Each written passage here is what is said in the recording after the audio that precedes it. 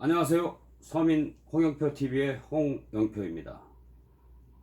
오늘은 속보 하나 전해드리겠습니다.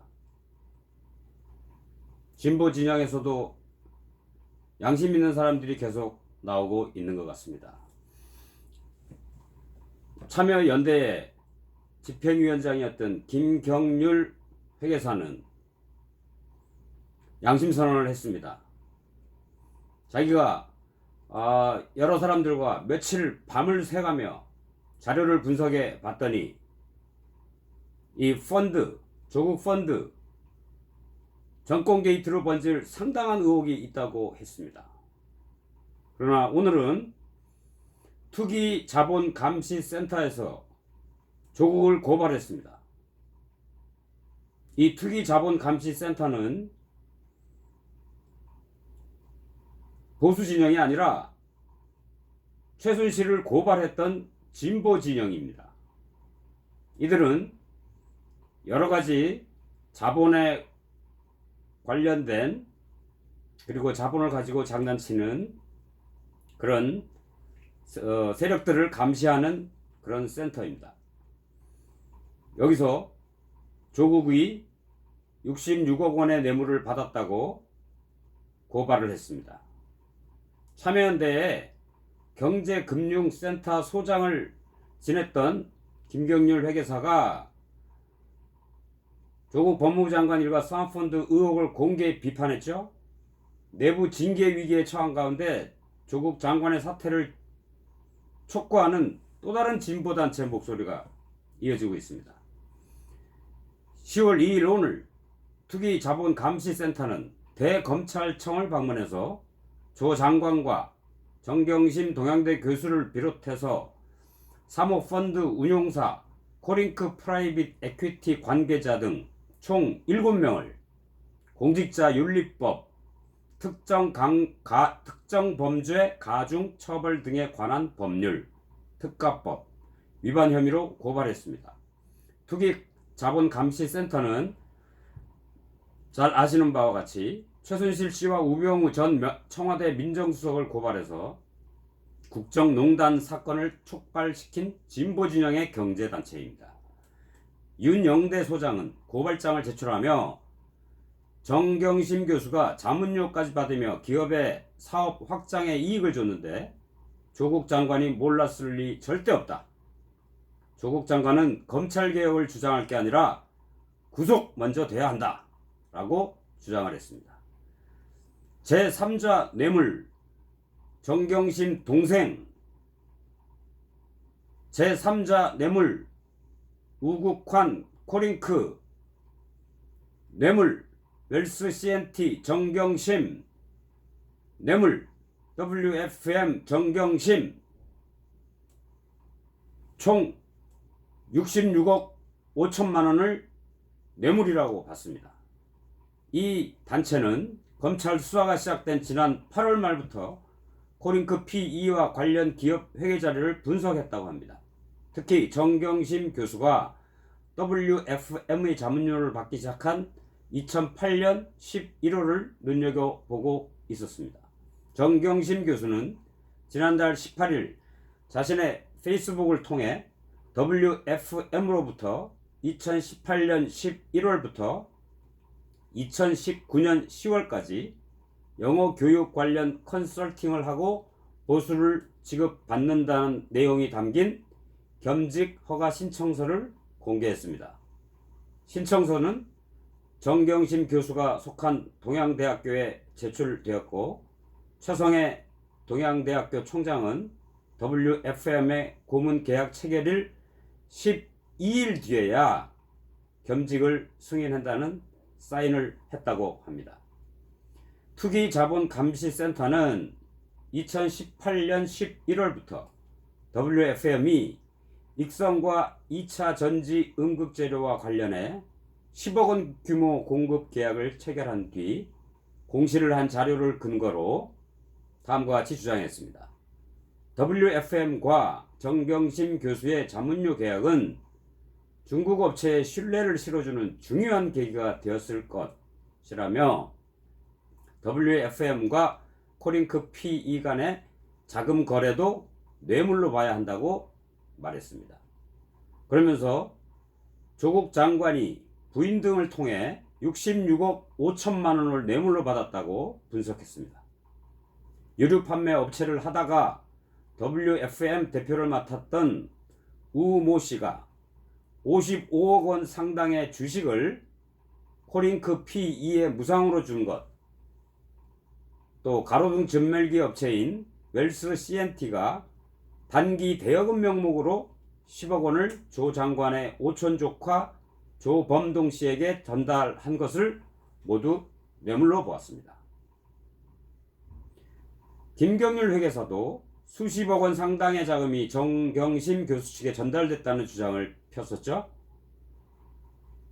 김경률 회계사는 조 장관 오촌 조카의 기적과 같은 귀인들이 나타나서 13억 5천만 원에 산 익성 주식을 40억 원에 사주고, 13억 5천만 원짜리 주식입니다.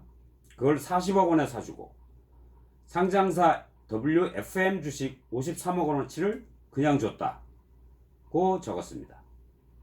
그러면서 문재인 정부 출범 이후 2년 반 동안 조 장관은 적폐청산 컨트롤 타워인 민정수석의 자리에서 시원하게 말아드셨다 라고 한 인터뷰에서 밝힌 바 있습니다. 김경률 회계사, 참여연대 집행위원장이죠. 지난 10월 1일 라디오 방송에 출연해 조국 장관 사건을 수일에 걸쳐 몇 명이 밤샘하며 분석했고 심각한 문제가 있으며 더 크게 발전될 수 있다고 보았다. 조국 장관 의혹에 대해서 단 한 줄도 못 내보냈던 참여연대가 나를 징계를 하겠다고 공표해서 상당히 마음이 아팠다. 이렇게 얘기했습니다. 다음, 세 번째는 경제정의실천시민연합, 경실련. 여기에 정책위원장을 맡은 박상인 서울대 행정대학원 교수도 자신의 페이스북을 통해 조국 장관의 사퇴를 촉구했습니다. 그는 검찰개혁 방안은 대통령과 조국 장관이 이미 제시했고 검찰도 수용 의지를 드러냈다. 조 장관의 부인 소환 조사가 임박한 상황에서 검찰과 대통령에게 부담을 주지 않고 본인의 자발적인 선택으로 사퇴할 마지막 기회라고 말했습니다. 참여연대, 또 경실련, 또 투기자본감시센터, 이렇게 세 곳 모두 진보 진영의 단체들이 이제 양심선언을 하고 나왔습니다. 정말로 반가운 일이 아닐 수 없습니다. 역시 이분들 일반 서민들, 국민들의 눈높이에 맞는 행동을 이제 시작을 하고 있습니다. 우리 대한민국은 아직 이런 분들을 보면 희망이 있다고 생각합니다. 저희 일반 서민들은 정말 이 정권이 정권 게이트가 터지는 것을 막기 위해 조국 장관을 임명하지 않았나? 온 국민이 그렇게 반대하는데도 불구하고 내가 반대하는데 너희들이 웬 잔말이 많어? 그런 오만과 독선의 생각으로